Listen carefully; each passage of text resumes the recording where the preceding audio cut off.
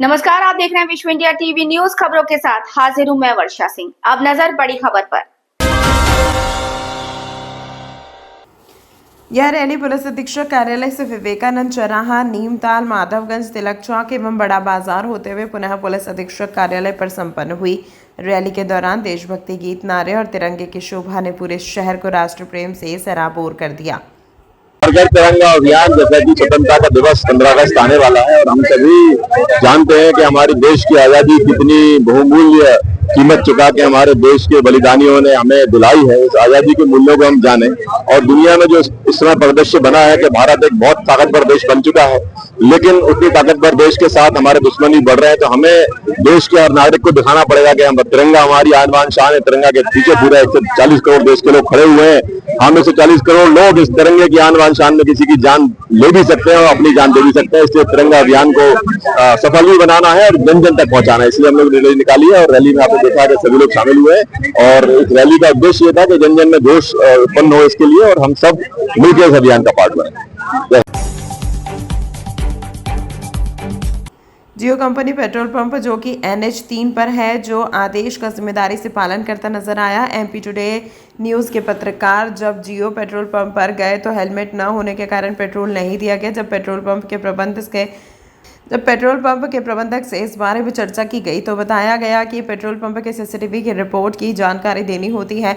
यदि किसी को भी बिना हेलमेट के पेट्रोल देंगे तो हमारे ऊपर कार्रवाई होगी।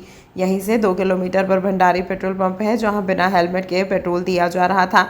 सूत्रों ने बताया कि पेट्रोल पंप का CCTV कैमरा बंद कर दिया गया है। अब सवाल एक ही है कि क्या कानून केवल जनता के लिए और जो कानून का पालन करते हैं उनके लिए ही होते हैं?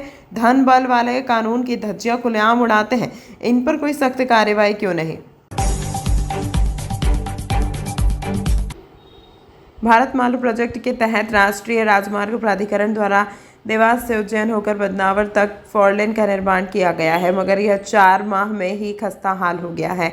मार्ग में जगह जगह गड्ढे हो गए हैं। हालत यह है कि सर्विस रोड भी उखड़ गई है। मार्ग में कुछ स्थानों पर पैचवर्क किया जा रहा है। कई स्थानों से लोग लोहे की जालियां भी काट कर ले गए हैं। उज्जैन से बदनावर हाईवे का 10 अप्रैल को केंद्रीय मंत्री नितिन गडकरी ने लोकार्पण किया था। उज्जैन होकर बदनावर तक 69 किलोमीटर लंबा 4 लेन करीब 1352 करोड़ रुपए की लागत से बनाया गया है। स्थानीय यातायात और पशुओं की आवाजाही रोकने के लिए इस पर 100 से ज़्यादा बॉक्स कलवर्ट बनाए गए हैं। इससे 4 लेन पर हल्के वाहन 100 किलोमीटर और भारी वाहन 80 किलोमीटर प्रति घंटे की रफ्तार से दौड़ सकते हैं। कई स्थानों पर सड़क उखड़ गई है। 4 लेन पर इंगोरिया के समीप बीच मार्ग पर ही एक बड़ा सा गड्ढा हो गया, जिसे रविवार को कर्मचारियों की टीम सुधार रही थी। इसके अलावा चीखली, बलेडी व अन्य ग्रामीण क्षेत्रों में भी सड़क खस्ता हाल हो चुकी है। हाईवे की गुणवत्ता को लेकर NHAI के प्रोजेक्ट डायरेक्टर ML बूरिया से संपर्क करने का प्रयास किया गया, मगर उनसे संपर्क नहीं हो पाया।